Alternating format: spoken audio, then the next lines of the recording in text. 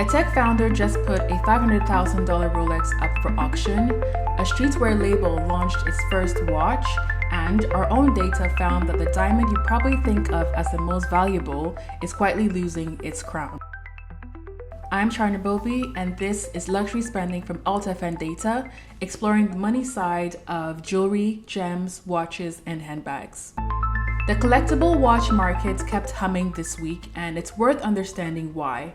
A tech founder put a rare third-generation Rolex Rainbow Daytona up for auction and is asking for somewhere around $500,000. The Rainbow Daytona, with its bezel set in a full arc of colored sapphires, has become one of the most coveted modern Rolex Daytona references in the world, the kind of watch you simply cannot walk into a boutique and buy. So when one trades, it does at a huge multiple of retail prices. And that tells you that these pieces have quietly become the genuine stores of value and not just accessories. And the industry keeps pulling in fresh energy.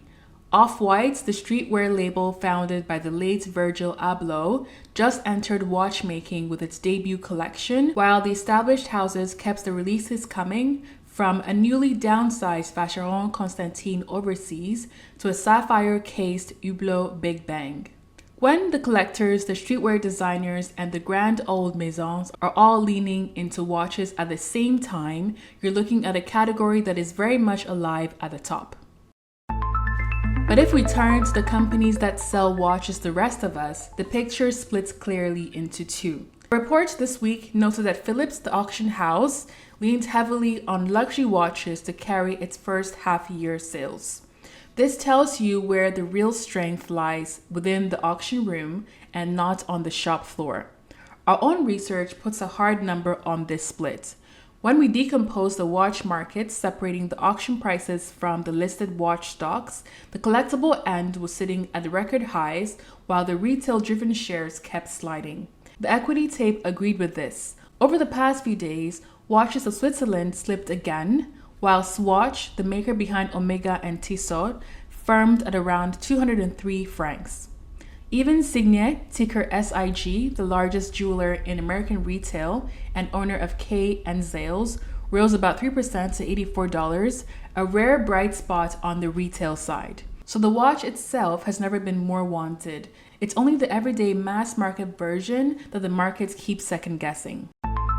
In jewelry, our research this week discovered something that the trade is only beginning to admit out loud. We found that white diamonds, the stones that most people assume sit at the very top, are quietly losing their crown, ceding it to colored stones and signed pieces from the great houses. Part of it is due to scarcity, because a vivid blue or pink diamond is genuinely rare in a way that a white diamond simply isn't. And part of it is due to lab-grown stones, which have flooded the white diamond end of the market and blurred the lines between the real and the made. That's exactly why a Botswana blue diamond makes headlines and a plain white one no longer does. The definition of a trophy stone is being rewritten in real time. And this isn't only in stones. On the handbag side, our data found that Christie sold 5.8 million euros of bags in Paris entirely online with no sale room at all. Let's sit with that for a second. That's millions of dollars of handbags changing hands, sight unseen on a screen with no auctioneer or no paddle at all. That's a sign of just how mature and how trusted the resale market for handbags has become. A great Hermes Birkin now trades a lot more like a listed luxury than a fashion accessory, and the people buying know this. You'll find the full breakdown of all this at altfndata.com. Before I go, here's what's coming tomorrow.